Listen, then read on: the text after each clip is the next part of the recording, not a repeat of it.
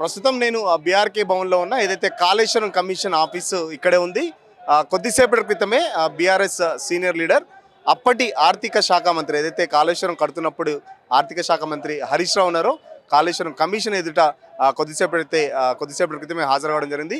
మనం చూస్తున్నాం కదా, భారీ ఎత్తున అయితే కార్యకర్తలు అయితే హరీష్ రావుకు మద్దతుగా అటు తెలంగాణ భవన్ నుంచి పొద్దున హరీష్ రావు నివాసం నుంచి తెలంగాణ భవన్కు భారీ ఎత్తున కార్యకర్తలు చేరుకున్నారు. అక్కడి నుంచి చాలా పెద్ద ఎత్తున కార్యకర్తలు హరీష్ రావుకు మద్దతుగా రావడం జరిగింది. హరీష్ రావు వెంటే చాలామంది ఎమ్మెల్యేలు కూడా ఏదైతే కల్వకుంట్ల సంజయ్ కానీ, తలసాని శ్రీనివాస్ యాదవ్, ఆర్ఎస్ ప్రవీణ్ కుమార్, ఇట్లా బండారు లక్ష్మారెడ్డి, చాలా కొద్దిపాటి ఎమ్మెల్యేలు కూడా లోపలికైతే పోలీసులు అనుమతించడం జరిగింది.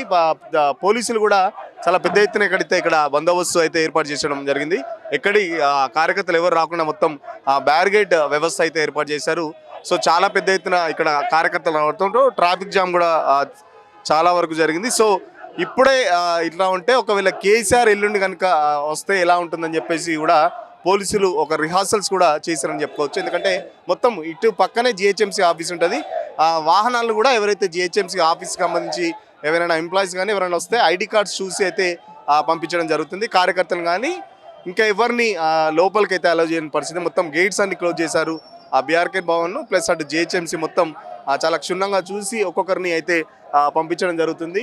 చూద్దాం, దీనికి సంబంధించి కార్యకర్తలు ఏమనుకుంటున్నారో వాళ్ళ మాటలో అడిగి తెలుసుకునే ప్రయత్నం చేద్దాం. అన్న, ఈరోజు చూడండి, కేసీఆర్ గారు ఈ రాష్ట్రానికి ఒక ఆంధ్ర ప్రాంత నాయకులు ఈ రాష్ట్రం నుంచి నిధులు తీసుకోపోతుంటే ఇక్కడ తెలంగాణకు అన్యాయం జరుగుతుంది, నీళ్ళలో అన్యాయం జరుగుతుంది. గోదావరి జిల్లాలో ఎటువంటి ప్రాజెక్టులు కట్టకుండా ఈరోజు ఆంధ్ర ప్రాంతం నీళ్లు తీసుకోపోతున్నారనే ఉద్దేశంతోనే తెలంగాణ రాష్ట్రం ఉద్యమం మొత్తం నిధులు నియామకాల కోసం జరిగింది. కాబట్టి ఈ నీళ్లు ఈ తెలంగాణ ప్రాంతానికి సస్యాలం చేసి ఇక్కడ ఉన్నటువంటి పంటలు పండించడానికి ఒక భాగంగా ఈరోజు కాళేశ్వరం అనే ఒక పెద్ద ప్రాజెక్టును ఈ భారతదేశంలోనే అతి తక్కువ బడ్జెట్తో అతి తొందరగా నిర్మించినటువంటి కాళేశ్వరం ప్రాజెక్టును ఈరోజు కేసీఆర్ గారు, అదేవిధంగా అప్పుడున్నటువంటి మినిస్టర్ హరీష్ రావు గారు, ఇరిగేషన్ మంత్రి హరీష్ రావు గారు ఈ యొక్క కష్ట ఫలితంగా ఈరోజు ఒక కాళేశ్వరాన్ని నిర్మించడం జరిగింది. ఈరోజు చూడండి, కాళేశ్వరం ప్రాజెక్టును ఎన్డీఏసీ రిపోర్టు ప్రకారం చూడండి, అక్కడ ఏం జరిగింది, 3 బ్యారేజీలలో ఒక్క బ్యారేజ్లో 2 పిల్లలు కుంగిపోవడం జరిగింది. అంటే 3 బ్యారేజ్లో ఒక్కొక్క బ్యారేజ్ ఎన్ని ఉంటాయి? ఒక దాంట్లో 85, ఒక దాంట్లో 70, ఒక దాంట్లో 60 చేంజ్ల మధ్యలో ఉంటాయి. అంటే 2 పిల్లలు మాత్రం పోతేనే మీరు ఈరోజు కాలయాపన చేసి సంవత్సరం రైతుంది ఇప్పుడు కాళేశ్వరం యొక్క నింపకుండా, ప్రజలకు నీళ్ళు ఇవ్వకుండా ప్రజలను ఎండబెడుతున్నారు. అదే పోలవరంలో ఈరోజు వాళ్ళు కొట్టుకోపోతే ఎన్డీఎస్ఏ ఎప్పుడు రాదే, ఎన్డీఎస్ఏ రిపోర్ట్ ఇవ్వదు. 4 సంవత్సరాలు అవుతుంది ఇప్పటి వరకు పోలవరం మీద ఎన్డీఎస్ఏ ఎప్పుడు రిపోర్ట్ ఇవ్వదు, అక్కడ పోయి పరీక్షించరు, ఏం చేయరు. అంటే ఏంది, బీజేపీ కాంగ్రెస్ కుమ్మక్కైనరు. ఓన్లీ ఏంటంటే కేసీఆర్ గారికి ఎక్కడ పేరు వస్తుంది, ఆ పేరును బదలాం చేయాలనే ఉద్దేశంతో కాంగ్రెస్ బీజేపీ ఈరోజు కుమ్మక్కయ్యి ఈరోజు కాళేశ్వరాన్ని ఒక ఏదో కూలిపోయింది, లక్షల కోట్ల అవినీతి జరిగిందని. ఆ ప్రాజెక్ట్ జరిగిందే, ఆ ప్రాజెక్ట్ డిపిఆర్ఏ 84,000 కోట్లు, 80 కోట్లు. ఆ ప్రాజెక్ట్ నిర్మించినాక 94,000 కోట్లు. ఇక 1,00,000 కోట్లు ఎక్కడ ఉన్నాయాడా? ఇది ఓన్లీ ప్రజలను డైవర్ట్ చేయడానికి రేవంత్ రెడ్డి తన ఇచ్చినట్టు హామీలు 6 గ్యారెంటీలు 420 హామీలు నెరవేర్చక ఓన్లీ డైవర్షన్లో పాలిటిక్స్లో భాగంగానే కాలయాపన చేస్తారు, అంతేగాని ఏం లేదు. ఇందులో ఎలాంటి అవినీతి లేదు. హరీష్ రావు గారు ఇప్పుడు లోపలికి వెళ్ళిపోయాడు, కడిగిన మొత్తం తీరు బయటకు వస్తారని మేము ఆశాభావం వ్యక్తం చేస్తున్నాం. అంటే ఈ కమిషన్ ఏర్పాటులోనే ఒక కుట్ర ఉందనేటువంటి విషయాన్ని మేము చాలా సందర్భాల్లో చెప్పినాం. ఎందుకంటే కాళేశ్వరం ప్రాజెక్ట్ అనేది ఒక వరప్రదాయిని. ఇలా కేసీఆర్ గారు తెలంగాణ ఉద్యమంలో నీళ్ళ కోసం తరలినటువంటి రైతాంగానికి నీళ్ళు ఇవ్వాలనేటువంటి ఉన్నతమైనటువంటి లక్ష్యంతో గతంలో కాంగ్రెస్ పార్టీ తెలంగాణకి ఏదో చేయాలని తెలంగాణను భ్రమింపజేయడానికి 16 టీఎంసీలు మాత్రమే ప్రాణహిత చేవెళ్ల ప్రాజెక్టును డిజైన్ చేసింది. కానీ కేసీఆర్ గారు వచ్చిన తర్వాత దాన్ని 160 టీఎంసీలకు పెంచి రిజర్వాయర్ల కెపాసిటీని పెంచి అది ఒక బహుళార్థ సాధక ప్రాజెక్టుగా చేసిండు. పారిశ్రామిక అవసరాలకు, సాగునీటి అవసరాలకు, అట్లాగే మిగతా అవసరాలకు. కాబట్టి ఆ ప్రాజెక్టు అనేటువంటిది ఒక పెద్ద సమాహారం. 371 పిల్లర్లు ఉన్నాయి, 3 బ్యారేజీలు ఉన్నాయి, అండర్ టన్నల్స్ ఉన్నాయి, సర్జికల్ పూల్స్ ఉన్నాయి, గ్రావిటీ కెనాల్స్ ఉన్నాయి. ఇవన్నీ మొన్న 15 లక్షల క్యూసెక్ల వరద వచ్చింది తెలంగాణలో. మొన్న గోదావరిలో అంతకుముందు 23 లక్షలు, మొన్న 15 లక్షల క్యూసెక్ వచ్చినా ఎక్కడ కూడా గింత డ్యామేజ్ కాలేదు. ఒక 2 పిల్లర్లు మాత్రం 370 పిల్లర్లో 2 పిల్లర్లు కొంత ఇబ్బందికరంగా మారినటువంటి నేపథ్యంలో వాటిని రిపేర్ చేసి తెలంగాణ రైతాంగానికి నీళ్లు ఇవ్వాల్సినటువంటి బాధ్యతను ఇలా రేవంత్ రెడ్డి మర్చిపోయి, ఒకవేళ ఇంటాక్ట్గా కాళేశ్వరం ప్రాజెక్టు ఉండి కాళేశ్వరంలో నీళ్లు నింపితే రైతాంగానికి నీళ్ళు వస్తే మేము ఎన్నికల ముందు చేసిన దుష్ప్రచారం అవుతుందనే భావనతో ఇలా మేడిగడ్డను ఎండబెట్టేటువంటి ఒక దుర్మార్గమైనటువంటి కుట్రకి ఇలా కాంగ్రెస్ పార్టీ తెరదీస్తాం. కేసీఆర్ని బదనాం చేయడానికి ఇంతమంది రైతుల జీవితాలు ఎందుకు ఆగం చేయాలి ప్రభుత్వం? మరి నిజంగా మీరు చెప్పినట్టు కాళేశ్వరం రిపేర్ చేయాలి తెచ్చుకుంటే 16 నెలల నుంచి రిపేర్ చేయట్లేదు, మరి ఏం చెప్తారు దానికి? ఇప్పుడు భారతీయ జనతా పార్టీ మొన్న రైతులకు తెచ్చినటువంటి చట్టాల కోసం ఎన్ని రోజులు రైతాంగం రోడ్ల మీద ఉంటే ఆఖరకు చట్టాలని ఉపసంహరించింది. ఇవాళ రేవంత్ రెడ్డి చేస్తున్నది కూడా అదే.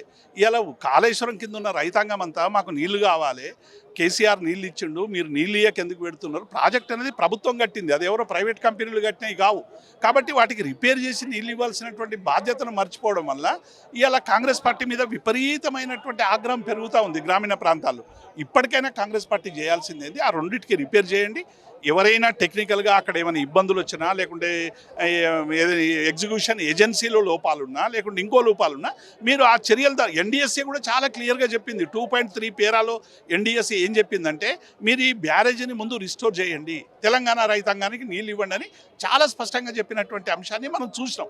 కానీ అవన్నీ కూడా పక్కకు పెట్టి ఇవాళ ఒకవేళ కాళేశ్వరం అంటూ ఇంటాక్ట్గా ఉంటే కేసీఆర్ ఇంటాక్ట్గా ఉంటాడని నా నోటి నుంచే నేను ఎట్లా చెప్పాలనే ఒక ఇగోకులోనే రేవంత్ రెడ్డి ఆడుతున్నటువంటి నాటకం ఇది.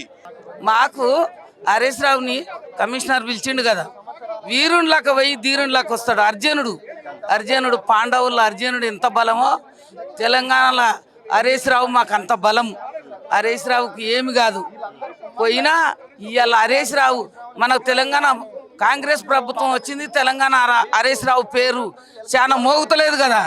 ఇవాళ ఘన విజయం సాధించడానికే ఇవాళ హరీష్ రావు అంటూ ఉన్నాడు అర్జునుడు అని బయటపడనికే ఇవాళ వాళ్ళు కమిషనర్ పిలిచిండు, మా మంచితనానికే పిలిచిండు. వీరుడు పోయి ధీరునిలాగా వస్తాడు, భయపడే సమస్య ఏం లేదు. తప్పు చేస్తే తల వంచాలి. వేలాది ప్రజలకు మంచి పని చేసిన వీరునికి ఏమైతే సార్? ఏమీ కాదు, మంచితనానికే పిలిచిర్రు. ముఖ్యమంత్రి చెప్తుండగా లోపల ఇస్తే ఖచ్చితంగా అని చెప్పేసి చెప్తుండగా, తప్పు చేస్తే గట్లాంటి ముఖ్యమంత్రులు ఎన్నో ఈ ఉద్యమం చేసి తెలంగాణకు అడ్డం మండుకొని లాఠీ చార్జీలు లాఠీ దెబ్బలు తిని తెలంగాణ తెచ్చిన వాళ్ళం. ఇప్పటి వరకు ఇన్నేళ్ళు ప్రభుత్వం చేసినోడు తెలంగాణకు పాటుపడ్డోడు ఇవ్వలేడు. మేము పాటుపడి తెలంగాణ తెచ్చిన హరీష్ రావుకి ఏం కాదు, కేటీఆర్కి ఏం కాదు, కేసీఆర్కి ఏం కాదు, తెలంగాణ నమ్ముకోనున్న ప్రజలకు కూడా ఏం కాదు. ఈ రేవంత్ రెడ్డి ఏం చేసినా మాకేం భయం లేదు. ఈ తెలంగాణ ఒక్క హరీష్ రావుని పెడితే ఎంతమంది హరీష్ రావును పుడతారు? ఇవాళ హరీష్ రావును కదిలిచ్చినావు, హరీష్ రావు వెంట ఎంతమంది హరీష్ రావులు? ఇవాళ నీ జాతకం నువ్వు తిరగబెట్టుకోనికే ఇవాళ హరీష్ రావు గెలికినావు కానీ మంచితనం కాదు, ఉండేతనం. చెప్తారు కాళేశ్వరం పనికిరాదు అని చెప్తున్నారు, ఎట్లా పనికిరాదు? ఇప్పుడు నువ్వు కట్టి కాళేశ్వరం దాన్ని పైసలు తెచ్చి కట్టి అప్పులు చేసిన ఒక్క పిల్ల ఇంట్లో ఉంటుంది, 4 పిల్లలు. అప్పు చేయింది 4 పిల్లలు తాకుతావా? అప్పు చేసిండు, ప్రజలని సాల్వ్ చేసిండు, ప్రజలకు మంచి పని చేసిండు. కేసీఆర్ చేసింది, హరీష్ రావు చేసింది తప్పు ఎప్పుడు కాదు. పిల్లలు ఉపాసం ఉంచుతారా ఎవరన్నా? అప్పు చేసైనా పిల్లలు తాకుతారు. అట్లా అప్పు చేసైనా మా కేసీఆర్ ప్రజలకు ఏ కష్టం లేకుండా చూసుకున్నాడు. ఇవాళ నువ్వు కూడా అదే అప్పు చేసి పిల్లలు తాకు, మంచి పేరు తెచ్చుకో. ఏం చెప్తారు? కాళేశ్వరం కట్టిన హరీష్ రావు కానీ లేకపోతే కేసీఆర్కి నోటీసులు ఇవ్వడం చేస్తుంటే మొత్తం కాళేశ్వరం పనికిరాదు, కాళేశ్వరం కోలేశ్వరం అని చెప్పేసి కాంగ్రెస్ నాయకులు పదే చెప్తున్నారు. ఏం చెప్తారు? కమిషన్ సంబంధించి కూడా 100 రోజులు అని చెప్పేసి దాదాపు సంవత్సరం పాటు కమిషన్ కూడా పొడిగించడం దేనికోసం అనుకుంటున్నారు? ఇప్పుడు రేవంత్ రెడ్డి గారి ప్రభుత్వం ఈ కమిషన్ లోపల ఈ కాళేశ్వరం ప్రాజెక్టు విషయం లోపల ఎంతో అవినీతి జరిగిందని చెప్పి ఎన్నికల ముందు వాళ్ళు ఆర్భాటంగా ప్రచారం చేశారు. 1,00,000 కోట్ల అవినీతి జరిగిందని చెప్పి వాళ్ళు ప్రచారం చేశారు. కానీ గడిచిన ఈ 18 నెలల కాలం లోపల కాంగ్రెస్ ప్రభుత్వం అధికారంలోకి వచ్చిన తర్వాత ప్రజలు నిజాల వాస్తవాలు తెలుసుకున్నారు. ఆ రోజు రేవంత్ రెడ్డి గారు మన మీద అసత్య ప్రచారాలు చేసి కేసీఆర్ గారి మీద అసత్య ప్రచారాలు చేసి మాతను ఓట్లు ఎంచుకున్నారనే అభిప్రాయానికి ఇవాళ ప్రజలు వచ్చారు. కాబట్టి ఇవాళ వారి మాటలు ఎవరు నమ్మే పరిస్థితులు లేదు. కాబట్టి అందుకనే ఎలాంటి ఆధారాలు దొరకలేదు కాబట్టి ఇవాళ కమిషన్ డేట్ ఎక్స్టెండ్ చేసుకుంటూ పోతూ ఉన్నారు. ఇంకా 2 ఏళ్ళు 3 ఏళ్ళు ఎక్స్టెండ్ చేసినా కూడా అలా నయా పైసా అవినీతి అని ఎక్కడ దొరకదు. మా ప్రజల లోపల కేసీఆర్ గారిని ఎంత నిర్దోషిగా చూపించాలనే ప్రయత్నం చేసినా కూడా ఇలాంటి వాళ్ళకు ప్రయోజనం శూన్యం. ఎక్కడో ఒక మేడిగడ్డ దగ్గరలో ఒక ఒకటో రెండో పిల్లర్స్ కొంచెం డ్యామేజ్ అయినాయి. దాన్ని పట్టుకొని తెలంగాణ మొత్తానికి అన్యాయం జరిగింది, కాళేశ్వరం ప్రాజెక్టులో మొత్తం ఇట్లా తినేసిరు, అది చేసిరు, ఇది చేసిరు, అది పట్టుకొని ఏదో బ్యాడ్గా చూపిద్దాం టీఆర్ఎస్ పార్టీని, కేసీఆర్ గారిని అని చెప్పేసి వీళ్ళు ఊహించుకుంటారు. కానీ ఈ కాళేశ్వరం కింద కట్టిన కాలువలకి అయిపోయినాయి. వాటిలో కనీసం నీళ్ళు ఇచ్చే శక్తి కూడా వీళ్ళకి లేదు. నీళ్ళు ఇచ్చే శక్తి ఇవాళ ఊళ్ళల్లో రైతులకైతే ఏం పని లేకుండా అయింది, కూలోళ్ళకి అయింది. కనీసం కాళేశ్వరం కింద కట్టిన కాలువల కింద నీళ్లు లేక రైతులు మస్తు ఇబ్బంది పడుతున్నారు. వాళ్ళు ఏంటంటే నీళ్ళు వస్తే పంటలు పండించుకుందాం అని కాదు. ఇప్పుడు వాళ్ళ ఆలోచన ఏముందంటే నీళ్ళు వస్తే కనీసం చేపలు పట్టుకుని అయినా బతుకుదాం, ఆ పరిస్థితిలో వాళ్ళు ఉన్నారు. ఇప్పుడు కాళేశ్వరం గురించి వీళ్ళకి తెలియదు. నీళ్ళకి కాంగ్రెస్ పార్టీ గతంలో చాలా పెద్ద ఎత్తున ప్రాజెక్టులు చేపట్టింది. ఎప్పుడు ఇట్లా కాలేదు. కేసీఆర్కు ప్రాజెక్ట్ కట్టడం చేత కాదు అని చెప్తారు. మరి అన్న ఇప్పుడు ఒక ప్రాజెక్ట్ చేసినాం, ఏడానో పెళ్లిలో కూడా ఏదో ఒక పెళ్లి చేస్తాం, ఎగ్జాంపుల్ పెళ్లిలో కూడా ఏదో ఒక కర్రీలో డ్యామేజ్ అవుతుంది, ఖచ్చితంగా ఏదో ఒకటి చెడిపోతుంది. ఏదో చిన్న చిన్న లోపాలను పట్టుకొని పెద్ద ఎత్తున చూపించి కాంగ్రెస్ గవర్నమెంట్ నిందలేద్దామని చూస్తుంది. ఏది మన కేసీఆర్ గవర్నమెంట్ మీద. అట్లా మన ఎన్టీ రామారావు గారు 2 సార్లు 3 సార్లు హుస్సేన్ సాగర్లో బొమ్మను పెట్టారు. ఒకేసారి నిలబడ్డది అన్నది, ఒకేసారి నిలబడ్డదా? ట్రై చేయంగా ఎంతోమంది ప్రాణాలు పోయారు తెలుసా? అడ్మినిస్ట్రేషన్ వ్యవస్థ పోయింది, కార్మికులు కూడా దాంట్లో మునిగి చనిపోయారు. 2 సార్లు 3 సార్లు 4 సార్లు ట్రై చేస్తే ఒకసారి నిలబడ్డది. ఆ 3 సార్లు మునిగిపోయిందని ఎన్టీ రామారావు గారు తప్పు చేసిరా? తప్పు చేసి మాట్లాడిరా? ఏనాడు మాట్లాడిరా? నిలబడ్డ దాని గురించే మాట్లాడాలి తప్ప వీళ్ళకి ఏం దొరకట్లేదు, ఏం రావట్లేదు. అసలు వీళ్ళని ఎవరు నమ్మట్లేదు. ఇప్పుడు అడ్డాలు ఆడిపోయినా ఎడిపోయినా మేము పెట్టుబడులు తెచ్చినా అంటాను, మళ్ళీ బయటకు వచ్చి వెంటనే తెలంగాణ రాష్ట్రం గురించి ఇక్కడికి వచ్చి మాట్లాడినా నన్ను నమ్మట్లే, నా చెప్పులు ఎత్తపోతారు, చెప్పులు దొంగలా చూస్తారు, అట్లా చూస్తారు, ఇట్లా చూస్తారు అని చెప్పేసి వీళ్ళన్నీ లేనిపోయినాయని చెప్తున్నారు. ఇప్పుడు సబ్జెక్ట్ ఒక ముఖ్యమంత్రి హోదాలో ఉన్నప్పుడు పర్సనల్గా మాట్లాడకూడదు. ప్రతి దాన్ని పర్సనల్ తీసుకెళ్తుండ్రు. డెవలప్మెంట్ లేదు, సబ్జెక్ట్ లేదు, ఏం లేదు. ప్రతిదీ కేటీఆర్ పర్సనల్, హరీష్ రావు పర్సనల్, మొత్తం పర్సనల్గా వెళ్ళిపోతున్నారు. వాళ్ళకి పర్సనల్ తప్ప వేరేది అభివృద్ధి లేదు, డెవలప్మెంట్ లేదు. ఈయన రేవంత్ రెడ్డి గారు మరి మాట్లాడారు, ఈ పిల్లలు చూపిద్దామన్న ఒక వీడియో, ఇది మన ముఖ్యమంత్రి గారు మాట్లాడారు, వాళ్ళు నవ్వే పరిస్థితి వచ్చింది. చూపిన పరిస్థితులు అదే సినిమాలో వేస్తారు కదా, అడల్ట్ మాత్రమే చిన్నవాళ్ళుగా రావద్దని, ఆ పరిస్థితి వచ్చేసింది ముఖ్యమంత్రి గారిది. స్పీచ్లు ఘోరంగా అయిపోయింది. ఈయన 3 జెండాలు పట్టిండు, 4 జెండాలు పట్టిన అంటాడు కదా. ఈయన అధికారంలో ఇప్పుడు ఫస్ట్ ఏమో టీఆర్ఎస్ పట్టిండు, టీడీపీ 3 రంగుల జెండా అంటాడు కదా, కాంగ్రెస్ అధికారంలో 4 జెండా పట్టిండు. అది ముఖ్యమంత్రి గారికి దొక్కుతుంది. సిగ్గులేని ముఖ్యమంత్రి. కాంగ్రెస్ ప్రభుత్వం అధికారంలోకి వచ్చిన తర్వాత చెప్పుకోవడానికి ఏం లేకుంటే ఒకటే చెప్తా ఉన్నాడు ఈ రాష్ట్ర ముఖ్యమంత్రి గారు, కాళేశ్వరం కూలిపోయింది, అది కూలేశ్వరం అని చెప్పి నిత్యం అబద్ధాలు వెల్లివేస్తున్నాడు రేవంత్ రెడ్డి. ఇవాళ స్పష్టంగా మేము అడగదలుచుకున్నాం తెలంగాణ ప్రజల పక్షాన, కాళేశ్వరం కూలిపోతే నువ్వు మొన్న కొబ్బరికాయ కొట్టిన గంధమల్ల ప్రాజెక్టుకు నీళ్ళు ఎక్కంచెల్లి వస్తాయి, అది చెప్పు, ప్రజలకు సమాధానం చెప్పు. నిన్న స్పష్టంగా మా నాయకుడు, మా మాజీ మంత్రి హరీష్ రావు గారు పవర్ ప్లాంటేషన్లో ఎక్కడి నుంచి వెళ్ళి ఎట్లా వాటర్ వస్తాయో స్పష్టంగా చెప్పడం జరిగింది. నీకు తెలియకుంటే ఆ పవర్ ప్లాంట్ ప్రజెంటేషన్ యూట్యూబ్లో ఉంటే చూడవా ముఖ్యమంత్రి గారు, చూసి మాట్లాడు. నీకు అసలు అవగాహన లేకుండా, నీకు నీళ్ళ మీద అవగాహన లేదు, పరిపాలన మీద అవగాహన లేదు, నీ ఇష్టం ఉంచినట్టు మాట్లాడుకుంటూ పోతే ప్రజలు ఏం పిచ్చోళ్ళు కాదు. సో అది తెలుసుకో ఫస్ట్. నీ యొక్క జ్ఞానం ఎంత పెద్దదో మొన్న నువ్వు మాట్లాడిన మాటలు తెలుస్తూ ఉన్నది. నా స్కూల్ ఎడ్యుకేషను బీజేపీ, నా ఇంటర్మీడియట్ ఎడ్యుకేషను చంద్రబాబు నాయుడు, ఆ తర్వాత నౌకరీ రాహుల్ గాంధీ దగ్గర అని చెప్పినావు కదా, మరి మధ్యలో ఒక పార్టీలో కూడా ఉన్నావు, మరి అది ఎందుకో చెప్పలే. ఈ స్కూలుకు ఇంటర్మీడియట్కి మధ్యలో ఏ పార్టీలో తిరిగినావు రేవంత్ రెడ్డి గారు? సో కాబట్టి నీ యొక్క నైజం, నువ్వు ఎక్కంచెల్లి వచ్చినావు అనేది మేము పదే చెప్పినావు. నీ భావజాలం అంతా కూడా ఆర్ఎస్ఎస్ భావజాలం అని చెప్పినావు. ఇలా నువ్వే నిన్నగాక మొన్న ఒక ప్రోగ్రాంలో చెప్పుకున్నావు, నువ్వే నీ స్కూలు, నీ ట్రైనింగ్ అంతా ఎక్కడ జరిగిందో. సో కాబట్టి నీ ఆలోచన విధానం అంతా కూడా, వారి ఆలోచన విధానం ఏ విధంగా ఉన్నదో నీ ఆలోచన విధానం ఈ రాష్ట్రంలో గట్టినే కనిపిస్తూ ఉన్నది. కాబట్టి నువ్వు ఏ కమిషన్లు వేసుకున్నా ఆ కమిషన్లకు సమాధానం చెప్పే సత్తా బీఆర్ఎస్ పార్టీ పైన మా నాయకులు కేసీఆర్ గారు, మా నాయకులు కేటీఆర్ గారు, హరీష్ రావు గారికి ఉన్నది. సో కాబట్టి ఇట్లాంటి కమిషన్లకు మేము భయపడేటోళ్ళం కాదు. నువ్వు కమిషన్ కోసం కమిషన్లు వేస్తున్నావు. నాటి బీఆర్ఎస్ ప్రభుత్వం మంచి పనులు చేసిన పనులను బదనాం చేయడానికి కమిషన్లు వేస్తూ ఉన్నావు తప్పితే. మొన్నటి వరకేమో ఫార్ములా ఈ కేసులో కేటీఆర్కు, ఇప్పుడు కాళేశ్వరం కమిషన్ సంబంధించి ఇటు హరీష్ రావు కానీ లేకపోతే కేసీఆర్కు నోటీసులు ఇవ్వడం ఎట్లా వస్తుంది? అంటే ఒక టార్గెట్గా నడుస్తుందా, లేకపోతే నిజంగా ఏమైనా ముఖ్యమంత్రి అన్నట్టు 1,00,000 కోట్ల అవినీతి ఇంత జరిగింది అని చెప్పేసి? ఇప్పుడు 1,00,000 కోట్లు అది ఆ ప్రాజెక్టే 1,00,000 కోట్లు కాదని స్వయంగా నీకు పిల్లనిచ్చిన మామనే చెప్పిండు. అందులో 1,00,000 కోట్లు పెట్టలేదు, అట్లా అవినీతి జరగలేదు, ఒక పిల్లర్ కుంగిపోయిందని స్వయంగా పిల్లనిచ్చిన మామయ్య చెప్పిండు కదా, ఇంకెవరో ఎందుకు ఇక నీ కుటుంబంలో ఉన్న వ్యక్తే. సో ఇదంతా కూడా డైవర్షన్ పాలిటిక్స్. ఈరోజు విచారణ ఎవరిని చేయాలనేది మనం మాట్లాడుకోవాలి. అసలు 3 సంవత్సరాలు 36 నెలల్లో 3 బరాజులు అంటే 239 పిల్లర్లు, 15 రిజర్వాయర్లు అంటే 141 టీఎంసీల వాటర్ గల రిజర్వాయర్లు, కెపాసిటీ గల రిజర్వాయర్లు, 19 సబ్స్టేషన్లు, 230 కిలోమీటర్ల టనెల్స్ తోవి మొత్తం మీద 90 మీటర్ల ఎత్తు నుంచి 600 మీటర్ల ఎత్తు వరకు నీళ్లు తీసుకొచ్చే అతిపెద్ద ప్రాజెక్టు, ప్రపంచంలోనే అతిపెద్ద లిఫ్ట్ ఇరిగేషన్ ప్రాజెక్ట్ ఏదైతే ఉందో కాళేశ్వరం ప్రాజెక్ట్ని 36 నెలల్లో కట్టిన కేసీఆర్ని విచారణ చేయాలనా, లేక 3 పిల్లర్లు ఊలిపోతే ఆ 3 పిల్లర్లని 18 నెలల నుంచి కట్టలేకపోతున్న రేవంత్ రెడ్డిని విచారణ చేయాలనా? ఎవరిని విచారణ చేయాలి? ఈ 3 పిల్లర్లు కడితే ఈరోజు ఇంత ధనం వృధా కాదు కదా.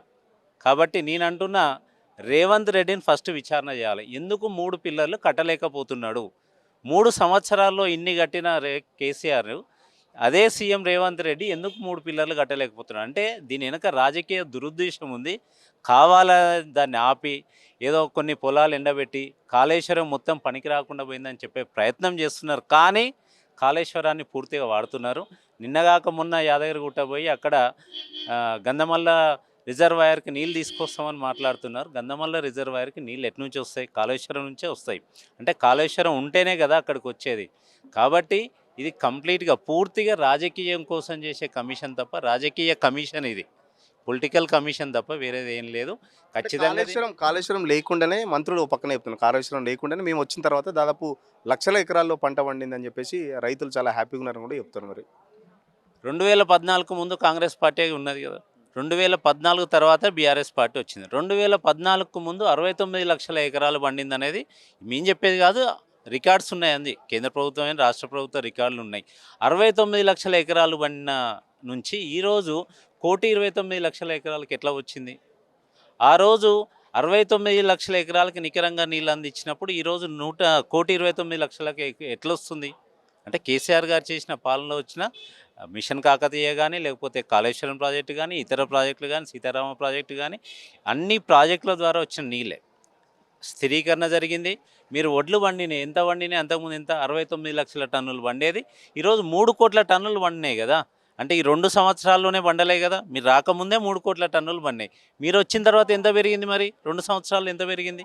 10 సంవత్సరాల్లో 69 లక్షల టన్నుల నుంచి 3 కోట్ల టన్నులకు పెరిగిన వరి ధాన్యం ఈ తెలంగాణలో మీరు వచ్చిన ఈ 18 నెలల్లో ఎన్ని లక్షల టన్నులు పెంచారు? మీ సమాధానం చెప్పండి. మీరు ఏం చేశారు?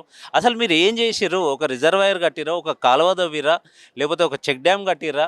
ఏం కట్టిరని పెరుగుతుంది?